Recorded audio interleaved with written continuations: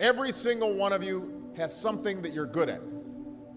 Every single one of you has something to offer. And you have a responsibility to yourself to discover what that is. My father left my family when I was 2 years old.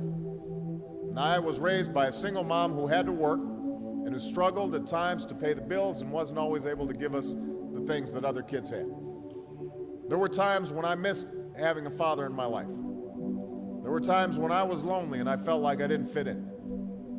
So I wasn't always as focused as I should have been on school. And I did some things that I'm not proud of. And I got in more trouble than I should have. And my life could have easily taken a turn for the worse. But I was lucky.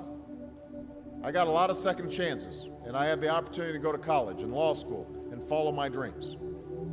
My wife, our First Lady, Michelle Obama, she has a similar story. Neither of her parents had gone to college, and they didn't have a lot of money.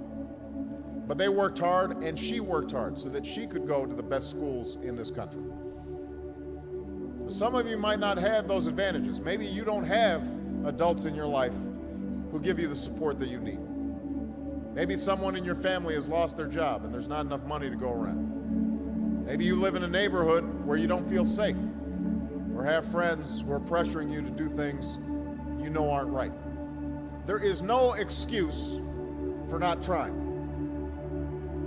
Where you are right now doesn't have to determine where you'll end up. No one's written your destiny for you.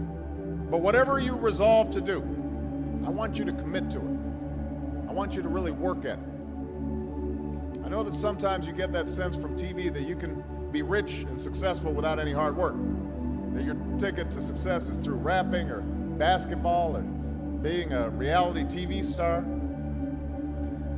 Chances are you're not going to be any of those things.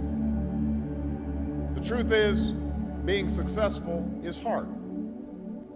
And you won't necessarily succeed at everything the first time you try. That's okay. Some of the most successful people in the world are the ones who've had the most failures. J.K. Rowling, who wrote Harry Potter, her first Harry Potter book was rejected 12 times before it was finally published. Michael Jordan was cut from his high school basketball team. He lost hundreds of games and missed thousands of shots during his career. But he once said, "I have failed over and over and over again in my life, and that's why I succeed."